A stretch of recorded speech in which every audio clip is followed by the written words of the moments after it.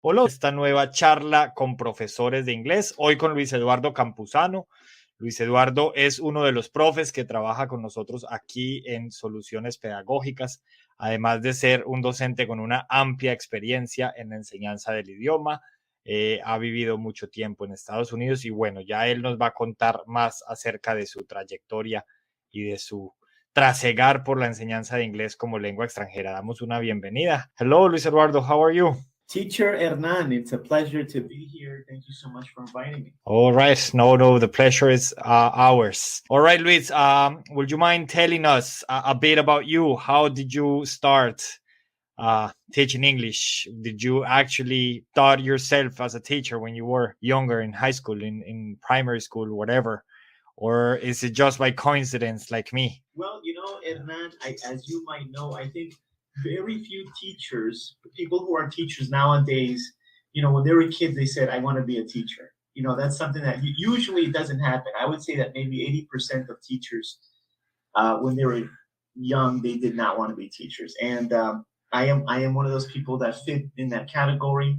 When I was younger, I actually began studying to be a radiologist, All working right. with X-rays.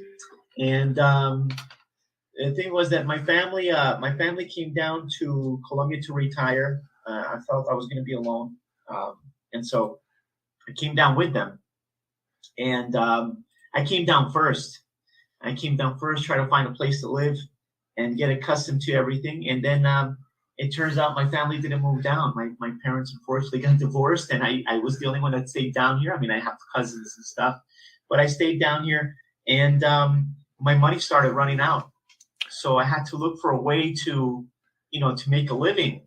And I saw a friend here in Colombia that I knew from the States, and he was an English teacher.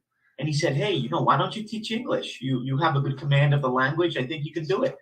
And I said, a teacher? Are you kidding me? I mean, to be honest, I considered myself a very bad student. I was very bad at doing homework and stuff.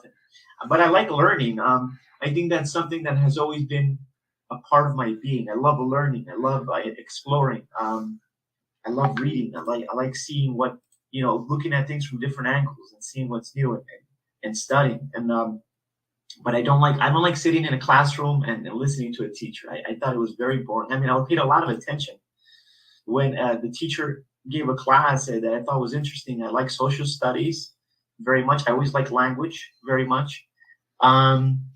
And so I asked him, listen, you have to teach me. I've never taught in my life. And I remember going to my first interview. They listened to me and they said, okay, tomorrow you're going to give a class on the present simple. And I said, okay, fantastic. And I went home and I called my friend. And I said, I have to teach the present simple. What is that? And he said, come over, I'll teach you. So, he gave me some tips, and I started working in an English academy. In that English academy, I gave class to a high school coordinator. All and right. She asked me, would you like to be a school teacher? And I said, I don't know about that. And the place where I was working closed down. And so I called her and I went for an interview and I became a school teacher. And I was a school teacher for 12 years. And while I was working in that school, I also started teaching at universities. At the time, we're talking about the year 2005. All right. Pereira itself didn't have many native speakers and didn't have many English teachers. At the time, there was no university in the city that taught English, or I should say, language, teaching the language, to become a teacher, to have a license to teach. There was no university that taught that program. So there was very few of us. If you had good English, you could get a job. And I was very fortunate to be in the city at the time where there was very few native speakers. And everywhere I went, all I had to do was say, hey, how you doing? I'm looking for a job. And they'd say, you're hired, which is terrible. I mean, I wouldn't do it. Now I'm a supervisor myself with some other teachers, and it's something I do. And I would never give somebody a job just based on their speaking. But at the time, there's different times. Yeah. And I learned how to teach from just teaching. I mean, there's no other way to think about it. I know it sounds crazy, right? But think about a person that doesn't know how to swim. Yeah. And back when we were kids, Hernan, where parents had a different mentality. some parents would take their kids and just throw them in the pool. All right, try to swim. Yeah. And, you just move your arms, your legs until you start floating. And that's basically what happened with my teaching. I would learn tenses by studying them, by seeing how they work, because the mechanics of the language is one thing and the use is another. I mean, if you're an English speaker or you're a native Spanish speaker or any language, you normally don't understand the mechanics of the language. And that's something that you have to learn. And I'm still learning. I mean, I've been a teacher for 17 years now, and I'm still learning. And I love learning new things and new tips.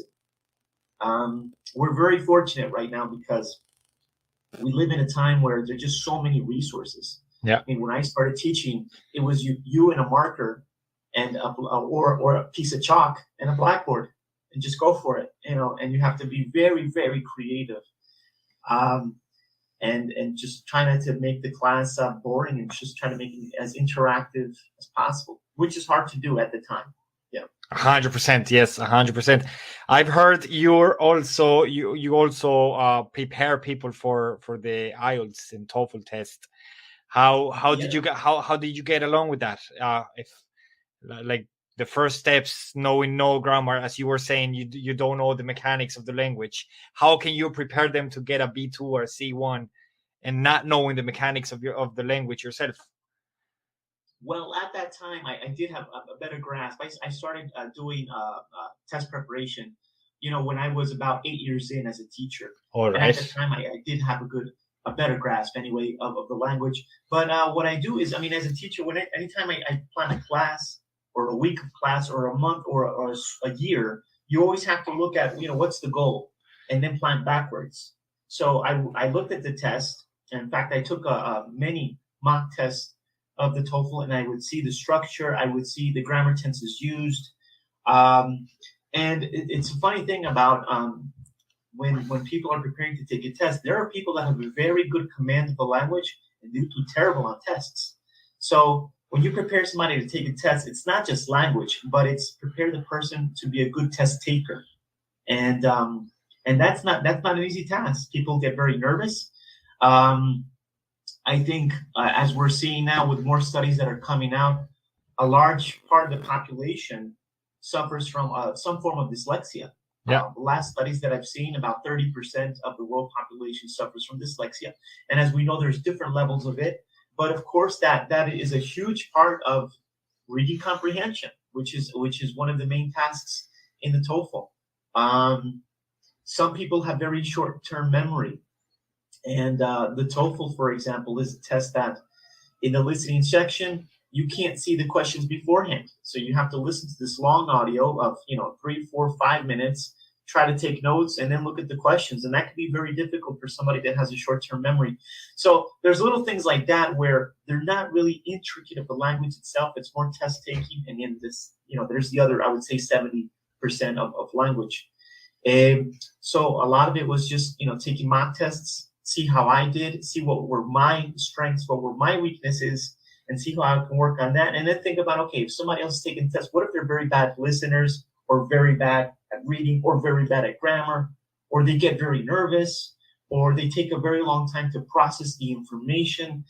So these things, I put them to use little by little, and every student that I had helped me, because maybe there was something that I didn't have in mind when it came to my planning, and I saw something from that student. And, the more you teach class, we are teachers and we teach students, but as a teacher, that students teach us more than we teach them most of the time. They teach us patience. They teach us how to teach something in a different way. Maybe you've been teaching a topic in a certain way, and then you have a new student that they don't grasp the topic, and you have to think of another style, another way. So that's fun too, and it's always a challenge as a teacher to find better ways. But technology has been a huge help, and nowadays there's just so much tech to help us. Another thing that helps us nowadays too is that English is very international because of the internet.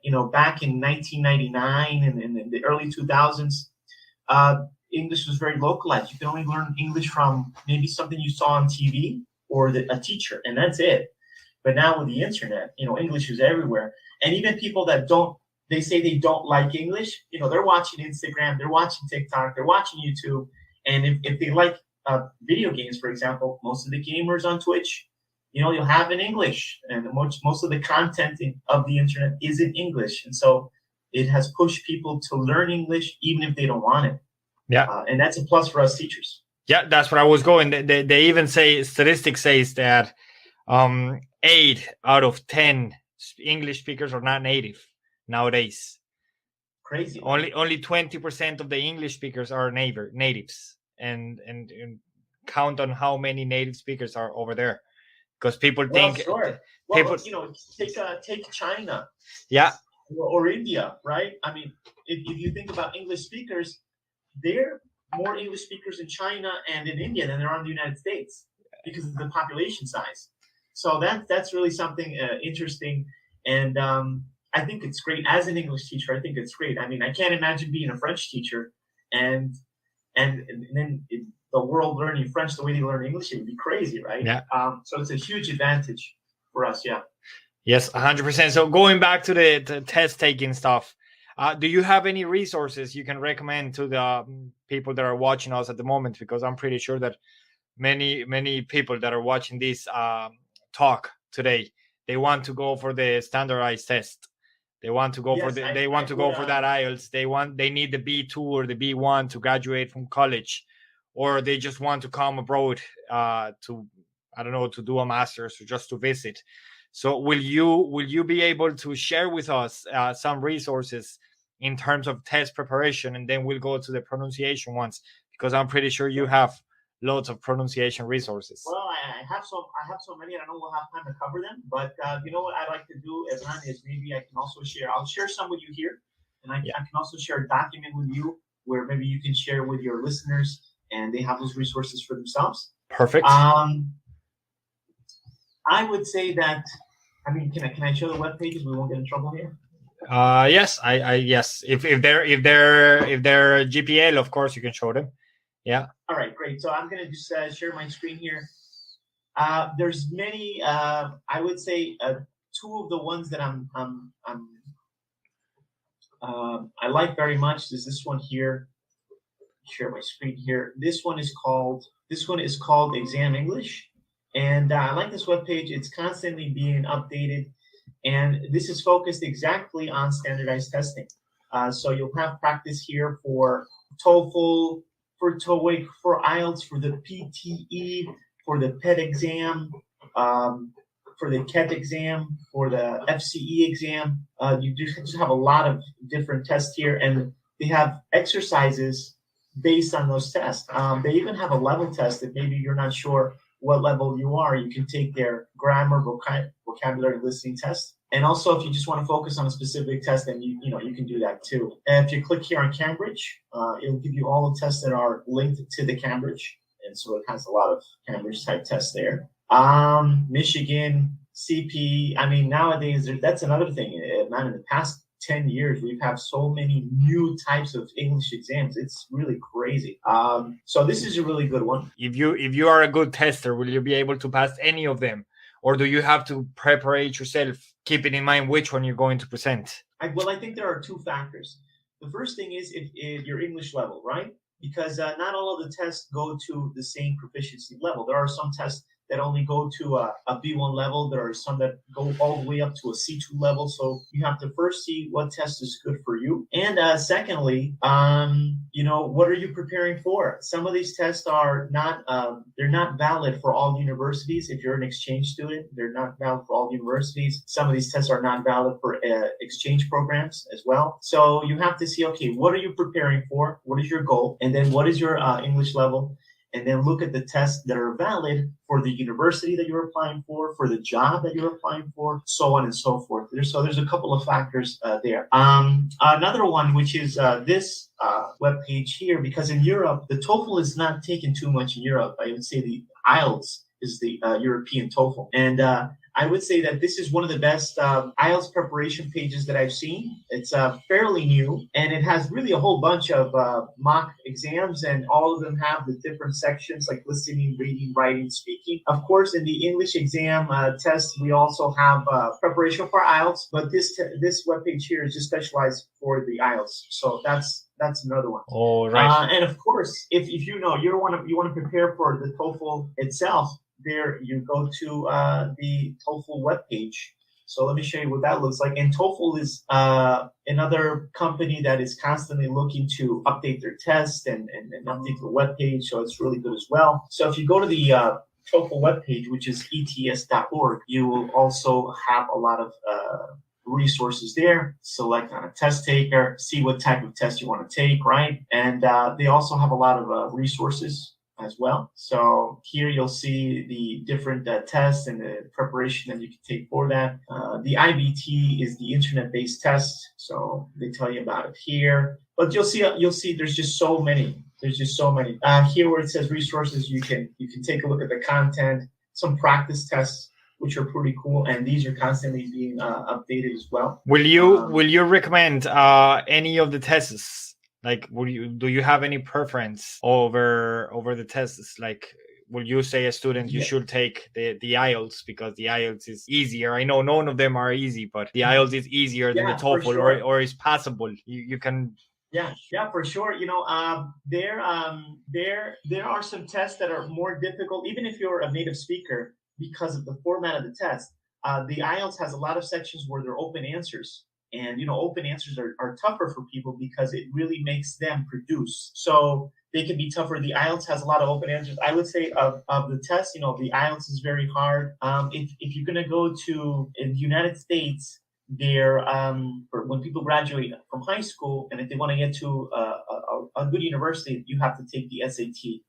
Okay. And the SAT it's a very difficult exam, even for native speakers. It's very hard. I would say that the FCE is challenging, not as hard as the IELTS. But for a person that, and of course, like I said, if the university accepts it, right? But I would say that the TOEIC is one of the tests that is, it has in mind that they can assess English within a short amount of time. The TOEIC takes, 2 hours, and it assesses the 4 skills. It's not as difficult, and the content within the test is more general English, or I would say more work-related, whereas the TOEFL is more academic. And the TOEFL is it's a really long exam. Each section takes an hour, so it can be very difficult. And when a student is doing a test in front of the screen for so many hours, your ability to answer just wanes down, and you don't do as good. So the TOEFL, as a matter of fact, came out with a new test because they've seen that. They've seen how other tests are shorter and more condensed. They have one called the Essentials. Okay. So it's more suited for students. But I would recommend if whatever they're applying for accepts it, I would recommend the TOEIC. TOEIC. It's quick. It's easier. The content is more general English. So yeah, definitely that. All right, lads. You heard that. The TOEIC is the best option if you're thinking on taking a standardized test. One last question about the TOEIC, Luis.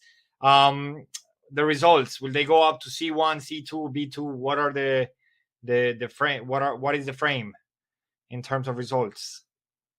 Well, when it comes to the TOEIC exam, I'll pull up the TOEIC exam also has 2 different types, right? So let's take a look at that. It's also made the TOEIC is made from the IELTS company, which is ETS. But let's see here. The TOEIC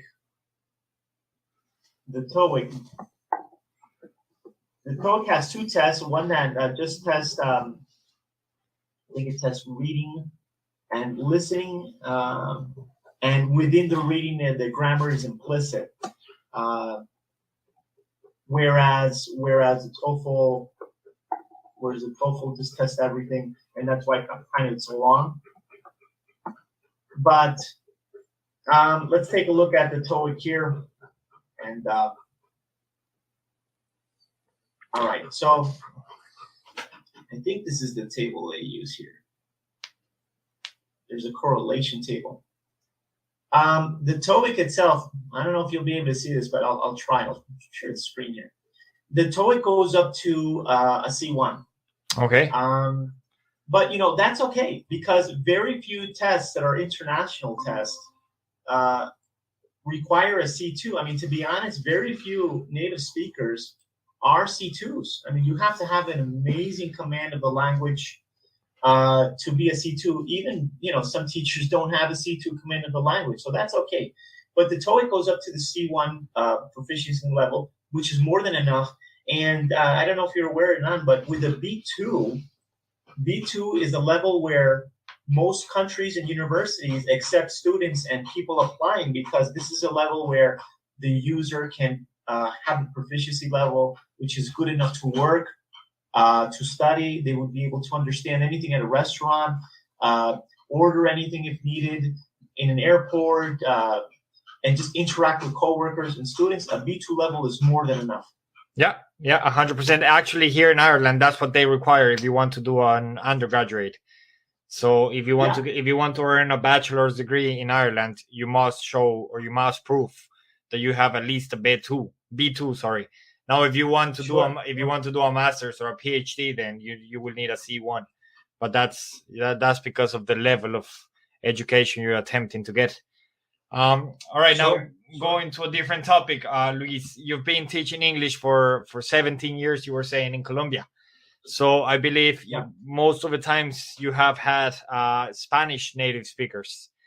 What do you think about the use of Spanish in the classroom? Do you agree with it, or are you against? Are you against that? This is a debated topic, man. Yeah, it's like the nature versus nurture topic. There's a debate. I would say that it depends on the level. Okay. Right? It depends on the level and the context. So what do I mean by that? If I have a student that lives in a country where the native tongue is not English, then it's necessary, especially for true beginners, A1. Spanish has to be used, not 100% of the time. What I do when I give class is I say a phrase, and if it's a short one, I'll say the phrase in English and then I'll say it in Spanish. Say the phrase in English, I'll say it in Spanish. Even if I write to them via WhatsApp, I try to say the phrase in English and then in Spanish. As the course will go by, the smaller language chunks, like how are you, good morning, things like that, I'm not gonna translate them anymore. I'm just gonna say them because the student with the context that we've used within class should understand. But I would say just in A1, about 50-50. And then A2, it starts to go down to like 30, 70, and so on and so forth. I think once we get to B1, Spanish or the other language, the speaker's native language should be minimal. Now, that's for people that live in a country that are not, Spanish speakers, not English speakers, native English speakers. So if they don't live in New Zealand, in Australia, US, and Canada, and so forth. But if they do live in a country where the native language is English, I would suggest try using as less Spanish as possible. One, because once they finish class with you, they're immersed with the language. Yeah. I mean, of course, the U.S. has, Spanish TV and Spanish radio. Like my dad has lived there forever. And, he turns on the radio and it's Spanish. He turns on TV, it's Spanish. And he talks to his family in Spanish. But in these countries where they can be immersed in the language, then they're learning from your class, but they're also learning when they go to the store, and they're learning when they go to the bank, and they're learning when they have to interact with somebody that's not living with them. So I think that's also a huge help. So it depends where the person is living, I would say. Imagine if you went to a country. Imagine they told you, Hernan, that you have to be transferred to Thailand. And you go to Thailand and nobody speaks Spanish. You're going to learn Thai whether you want to or not. You're going to learn Thai in a very short amount of time compared to somebody that's taken a course of Thai in another country, because you would be immersed in the language. And of course, necessity is key. They say, that's a line, right? Necessity is the mother of all invention.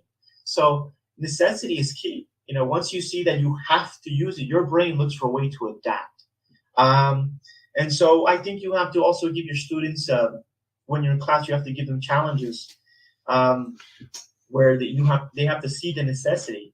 I tell students that are just learning English, even if they're A1, watch programs in English, watch TV in English, watch series in English, but watch it with subtitles in English. And I get pushback. The students say, but I won't understand anything. And I say, that's okay. I mean, if you understood everything, you wouldn't be in class, right? You have to create the necessity of your brain to try to understand what is happening. Because as human beings, that's something that is innate. It is in us, where we want to learn. We want to evolve. So if there's something we don't understand, our brain tries to look for a way to try to understand. So I think a very good technique, and it's very simple, especially nowadays, is watch series, movies in English with subtitles in English. And I think you and I have talked about this before. There have been studies that show that, once a student sees a word in context, in read comprehension context, a minimum of 70 times, the brain automatically learns the meaning of the word without ever touching a dictionary. Now think about how much text we have to read to see a word in context 70 times. It's a lot. But, if you do this exercise continuously, you will see it's like when you start a diet. You start the diet and you exercise, and then 2 weeks, 3 weeks go by, you don't see anything. Nothing's working. Well, that's not true. It just happens little by little. Yeah. If students do this exercise, and I always tell students, take a series, watch an episode, and keep doing that exercise, and you'll see by season 2 or 3, you will understand much more of the episodes than you did in season 1, for sure. 100%. Because your brain begins to look. If you do it every day, though, if you do it every week, once a week, then the chances are minimum. If you do it once a week, it's like if you exercise once a week compared to if you exercise every day, right? I mean, the progress is minimal. Yeah, we have a question here from one of the listeners. I'm pretty sure he's talking about exactly what we're on about it. He says, what about the authentic material for new speakers, or the real material, really material for real speakers? Yeah, Realia. We call that Realia. Realia, yeah. Well, it's the same thing as we were just talking about when we see a movie or a series in English with subtitles in English. The more you expose yourself to real material, I think the better. And it will make you, and it'll help you understand the English language better. It's the same as people like football. So I'll use football as an example, right? When a very good soccer player plays in the best league, they just get better, right? Because there's more challenges. Now, if you take a very good player and they ship him over, or he signs a contract to a league that is not as good, no offense to the Asian leagues, no offense, but let's say a person from the Premier League gets shipped over, they have a contract, and then they go to an Asian league, their soccer level, their football level it's going to diminish. It's going to go down because there's not enough challenges. So the same thing happens with everything else in life. The more you are exposed to real material, real commercials, real websites that are not for ESL learners, but websites that are for English speakers. I like BuzzFeed. It makes me laugh. BuzzFeed or Cracked. That's another one. Just go to Google News and read the news in English. The more you expose yourself to that real language, the faster you will learn. Will it be more difficult to understand? Of course. In the beginning, it will be. But the more you challenge yourself, the more you're going to increase your level faster. All right. Very good. Very good. I hope the question is answered. And talking about real material and real pages and resources, Luis, we've chatted before, and I know you have really good recommendations for pronunciation, to improve your pronunciation and to test your pronunciation. There is another debate between the importance of having native accent or not having a native accent. And my advice for my students and for anybody really, and not only in English, in any language, is the aim is to make yourself understand, right? If you can pass the message, if you can communicate, then the rest is coming, right? You can't pretend. You can't pretend to build a building without even starting, right? So correct. Yeah. So I know you have a resource in which you basically dictate to your mobile phone, and then the phone will write or the app will write. Oh, there's many of them, but I agree with you and on and that. and what I always say is that if the phone is able to understand you, anybody will be able to understand you, because that's it. The thing about being native, it's being native from where they're always on about being native from the States or from the UK, but there are many other countries that speak English as a native language, as an official language. Canada, New Zealand, Ireland, Sure. even India, the official language. So that's so that's Switzerland. that's beside the point now. But if the phone is able to understand, then I think we can call bingo. So do you have any resources there you can share with us, with the audience? In fact, I'm going to share. I'm going to need you to help me with one. All right, I'm going to need you to help me with one. All right. Yeah. So do you have your phone here? Do you have your phone nearby? I do. Yeah. Phone? All right. Can you open up WhatsApp? Do you have your keyboard in English and in Spanish? Do you have it like that? I have it. I'd say it's in. Let me check. Yeah, it's in English. Yeah. Okay. Now, open up WhatsApp and open a chat with me, right? And you're going to see your keyboard. Yeah. Right? And on your keyboard, there should be like an icon of a microphone. Let me check. It is indeed, yeah, next to the emoji. I think it's I don't think you'll be able to see it, but yeah, it's next is on the top, over the letters, over the numbers, next to the emojis. For some cell phones, it's towards the top. For others, it's towards the bottom. All right. And so in WhatsApp, it's actually powered by Google, most of it. But in WhatsApp, if you click on that microphone icon, when you speak, it has the speech to text feature. So everything you say, it will write down. And I think that's a very good way to practice your English. Now, what I recommend for people that are just learning the language is something a little bit different. It's kind of related to that. And it's something that is very tied to what we call the shadowing technique or the imitation technique. Now, this is a technique where you listen to a native speaker speak and read the text, the transcription or the subtitles of what they're saying, the subtitles in English. And then there's a pause, and you try to repeat as much as you can, as closely as you can, to what you heard. So, for example, there's many videos on YouTube I can share. I'll share that list with you in a second too, so you can share with your listeners. The native speakers would say, "Hey, how are you today?" And all you have to do is, okay, pause. You try to say it. Hey, how are you today? Obviously, when you're beginning, you make a lot of mistakes, but that listening and repeating, as basic as it sounds, that's how babies learn the language. And this is a technique that has been studied. And about 5 years ago, it has become a tool that is now being used more and more in schools. I know it seems very old school, but it's not. It's actually very effective. But I'm going to show you one right now for people that maybe don't understand the pronunciation of all words. Google Translate, I think, is probably the best one right now for this.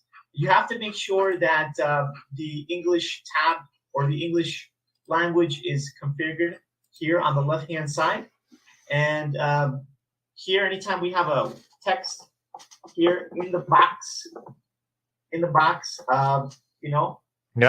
the Google Translate will have it there. And once you have text in here, you'll see there's a little icon for listening.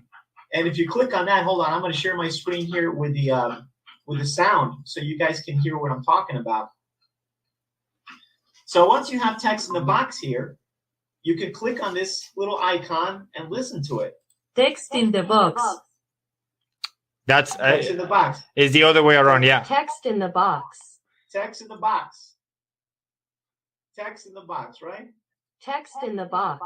Now let's say you wanna learn a word that maybe you saw in a song, in a poem, in a web page somewhere, and you write it down here. I don't know. Let's say the word truffle. You saw, what is that? What is truffle? How do you say it? So you write it in here and you click on it. Truffle. And once you think you have the pronunciation down. Once you've listened to it a Truffle. couple of times, here we have the icon for speaking, and whatever you say, it will write down. So now you try pronunciating truffle. And so this is a very good way for people to practice pronunciation. And the best thing is that they're getting feedback. How do you know if you're pronouncing it right? Well, if it's spelled correctly, then you're pronouncing it correctly. If it's spelled wrong, that means you have to work on that sound. But you keep doing this exercise, and I guarantee your pronunciation will improve very, very quickly. I suggest people get maybe a paragraph from a story, a web page, put it in here, and try listening to it and try repeating it. That's one very good way to do it. And besides that, we also have here the definition. So you're learning vocabulary as well, working on your reading. So Luis, will that work? Just a quick question there. Will that work with minimal pairs? You know, words that sound very similar for those of you that don't know what a minimal pair is. Yeah, just of course. So, for example, a very common error that we see in Spanish is that the Y, they pronounce it like a J. So, for example, yet, a lot of Spanish speakers say jet. Yeah. But jet in English is another word. So you listen to it. Yet. And then you pronounce it. Yet. And then write down the other word that's very similar to it, right? Jet. And then you try saying it. Jet. So that's an exercise that you can do. But also, you know, what you can do is just go to Google. And if you have just, you know, a quick word here or there that you're not sure of, Google can help you with that too. So let's say there's another word. One of my favorites. One of my favorite words in English is plethora. So you write plethora or any word that you're searching for the definition. You write it in Google, and it'll give you the pronunciation. Plethora. And once you click on that, it teaches you how to pronounce it. If you click here, you can actually see how we articulate. Articulation is how we move our mouth, tongue, and lips to pronounce a word. And so we click on that. Plethora. We can even slow it down here. Plethora. And then when you're ready, you can practice the pronunciation. Plethora. And then it gives us feedback on how we pronounced it. Oh, look. It understood plethora. I'm going to get closer to the mic. I recommend when you do these exercises too, that you use headphones. Okay. So, because it has to you got to get really close to the mic. Plethora. There we go. I gotta work on my P's, man. I gotta work on my P's. It's probably because of the echo. You know, too many mics. It's your mic activated, my mic activated. So, but it is also very interesting. I find it very interesting how they highlight the stressed syllable. You know, the first syllable is the stressed one, and because in Spanish we have the acento or the tilde, but in English we have to look for the stressed syllable. The second syllable, right? Yeah. I agree with you. So that's a good one too. This is just a very quick way for you to learn pronunciation and to learn vocabulary. So I really recommend that one. So that's one way to do it. And you just use Google Translate and Google. That's one way to do it. Another very good web page is this one. Very similar to what we saw in Google. The only difference is that here there's we can't hear what we say. But I would say that Google Translate and Google itself, it's not as good at catching the sound as we just saw. It's not as good at catching the sound as it could be. They're working on that, and you know, all Google is always updating their features and stuff. I imagine that's going to get better with time. But speech texture is much better at catching the sound. It really is. So, and it can do the same thing. And the cool thing about speech texture is that you can practice English in any type of pronunciation. So we can practice our English from South Africa. We can practice our English with an English pronunciation. We can practice our English with a New Zealand pronunciation. So it's really cool, really cool. But I'm going to put it here, English, American pronunciation, and it's just basically has a speech-to-text feature for you to practice pronunciation. So this is a good web page for you to practice pronunciation. And also, if you don't like writing everything out, then this could be another way to write, but with your voice, and you can just copy and paste. All right. And so this is another tool that we can use to practice our pronunciation. Yeah. So I recommend this one. It's accurate. That's unlike Google. This one's it's more accurate. Oh yeah, it's much more precise. I agree. Yeah. All right, I'm going to share one more with you, and this one is this is a fantastic webpage. I would say it's probably the best pronunciation webpage that I've seen. I'm constantly looking for new resources, and I would say that this is probably one of the best free tools that there are out there today. It's called Speech Ace. There's the browser version. You can even download the app.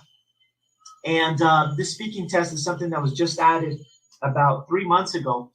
This webpage is from Vietnam, which is fantastic. I think what's great about the internet and the age that we live in is that, not only are people teaching English in the United States and in English-speaking countries, but they're teaching all over the world, and the teachers are phenomenal. And for those Spanish speakers or anybody learning English that wants to have a native English speaker as a teacher, it's not always necessary.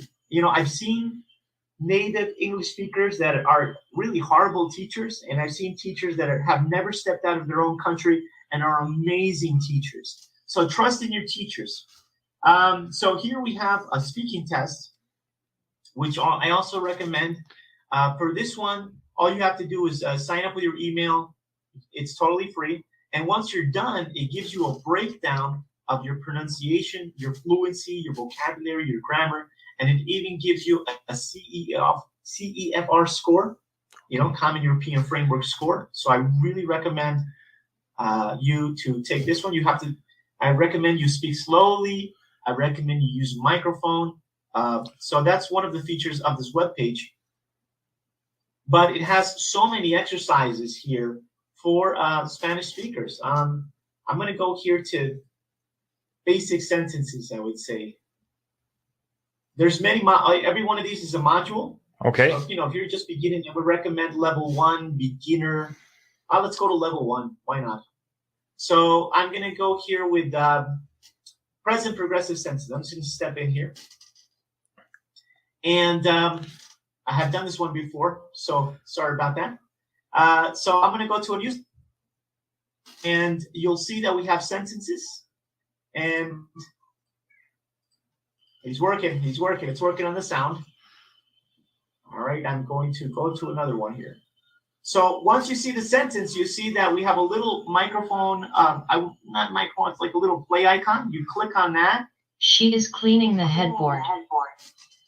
And once you are done with that, then you try pronouncing it. So I'm going to put on some headphones here so I can use a mic with my headphones. It'll be much more accurate. All right, so now you try pronouncing the sentence. She is cleaning the headboard.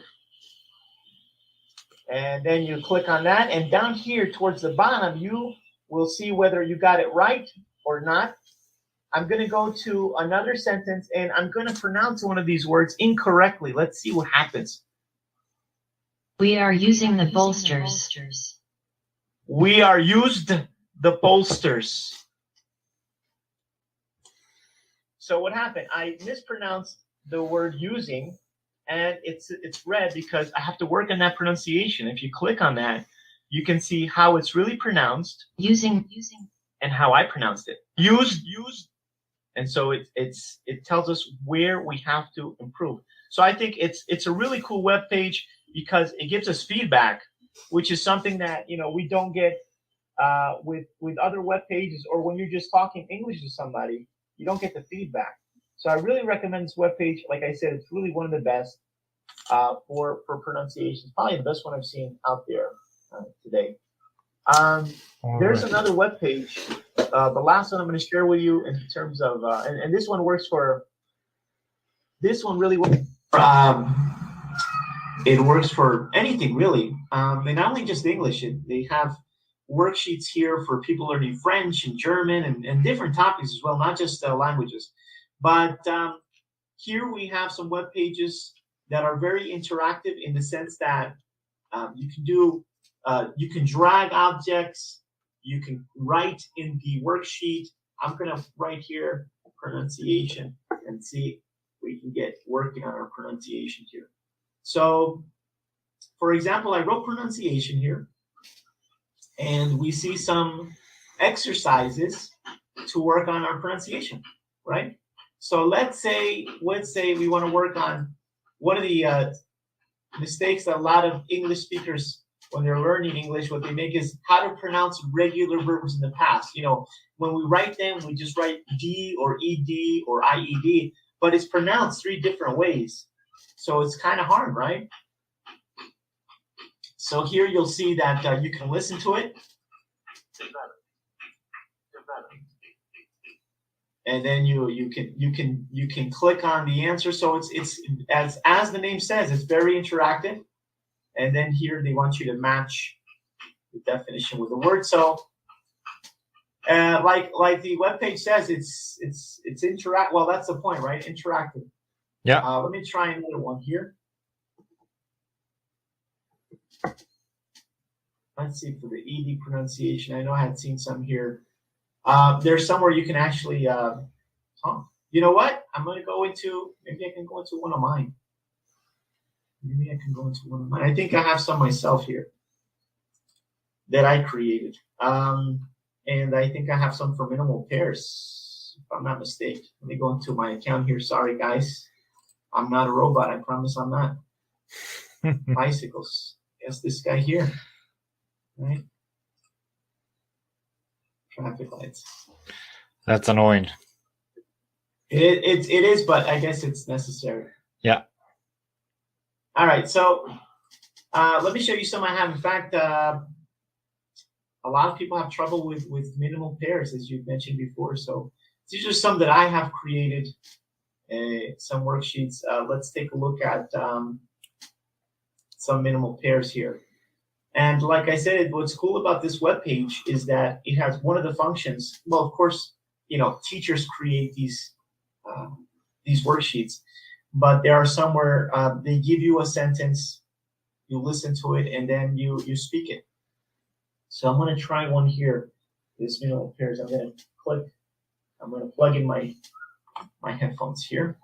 So here we work on minimal pairs. We have and.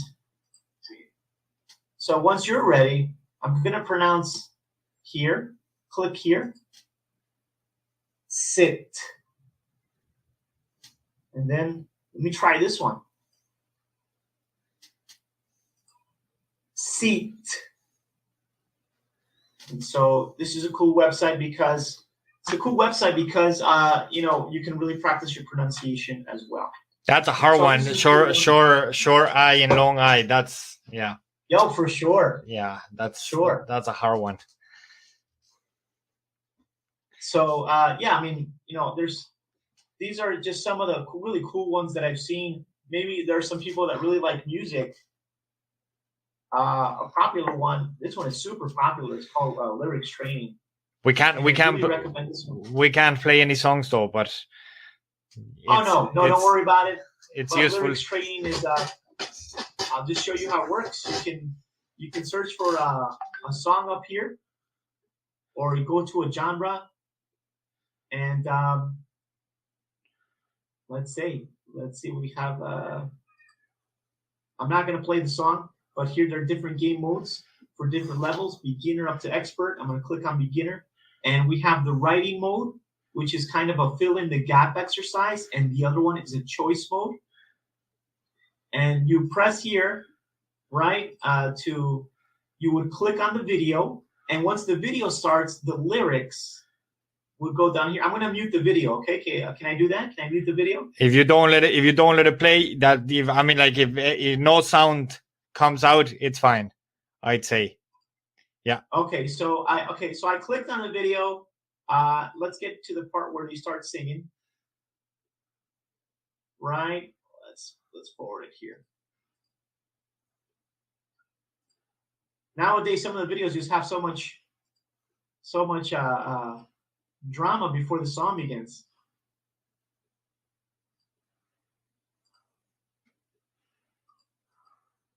Okay.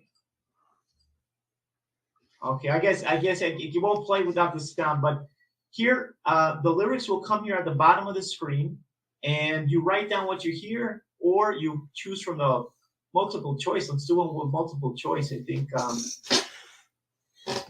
of one of my songs, one of my favorite songs, "Strangers in the Night," Frank Sinatra. There we go. Old Blue Eyes, as they used to call him. I'm going to click here, begin. I'm going to put choice mode here on the top right. And I'm going to press play here.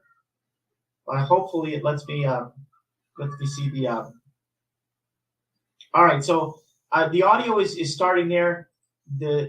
He starts singing, and I'm not playing the audio, but you can hear the audio. And then look, we have like a gap. And then we have the possible choices of what the singer said here at the right. And you click on, I know the song, so I know he says "The Night." Oh, no, I think it's "Wandering in the Night." Yeah, "Wandering in the Night." There you go. So this is a cool way to practice. And here you're practicing listening comprehension. You're practicing reading comprehension. And believe it or not, because we're seeing words in context, you're also improving your vocabulary. And also reading comprehension improves your grammar in an implicit way. So this is a really cool one, too. You know what, man? We are just so fortunate to have all these tools. I mean, there's so many, man. There's just so many. But I will share with you the ones that I showed you today. I can also share with you a Word document with some other resources, so you can share with your listeners. I'd be happy to do that. Yes. They're even asking. We have here at the moment. We have Marilyn. She's asking for the links. I will leave the links with you. I think it's lyrics training, right? Yeah, lyrics training. Yeah, I'm going to write them on the chat here, okay? Yeah, if you can write them there, that'll be great. I'm going to throw here through. That's the lyrics training. I just threw it there, Marilyn. And okay. Oh, yeah, this one's better because it's shorter. We have the speech texter. That's the link. And lyrics training. Do you have the? Oh yeah, it was the speech texter one, speech case. Speech texter. Yeah, I'm writing it in the Google chat. Google Meet chat. Yeah. I'm also gonna share the speech ace and the live worksheets. The testing one. Oh yes. I think they're all there. So this is a really good. Today's chat was basically, or today's talk was basically about resources and for both English teachers and English students. I'd say these resources are useful for anybody that is in contact with the learning of the language. So unfortunately, Luis Eduardo, time's up for us. We only have like 5 more minutes. But I would like to finish before we go. I would like you to answer about: do you think we learn the language or we pick up the language? Do we pick it up? Do we learn it? I think we pick it up. Okay. I think we pick it up. I think there are people that, imagine if somebody that is illiterate, that cannot read, cannot write, or a baby that cannot speak, cannot write, cannot read, yet he picks up the language. He picks it up. So I think we pick up the language for sure. And I think when we learn the language, we do it. The difference is that when we learn something, we do it purposefully. We do it intentionally. And when we pick something up, sometimes it's not intentional. Yeah, 100%. So do you think it's better to pick up the language and then learn the language or study the language? What do you think? That's done obviously that's done through immersion, because I do get loads of students here in Soluciones Pedagógicas, for example, the first question you will get from someone that wants to learn English is, how long will it take me to learn English? That's a question I can't answer.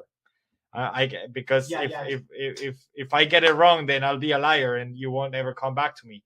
So that's very hard. It all depends on you. Cambridge, for example, says that it takes 1,500 hours for you to learn the language and to become fluent.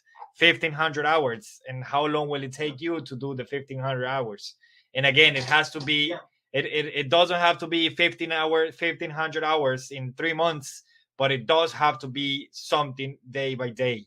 You don't expect yourself to learn English if you're only studying English or if you're only in contact with the language once or twice a week.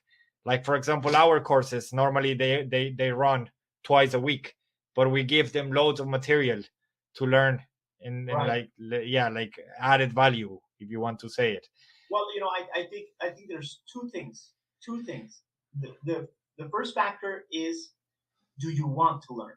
Because some people say, yeah, I want to learn, but they don't put in the time. They don't put the effort in.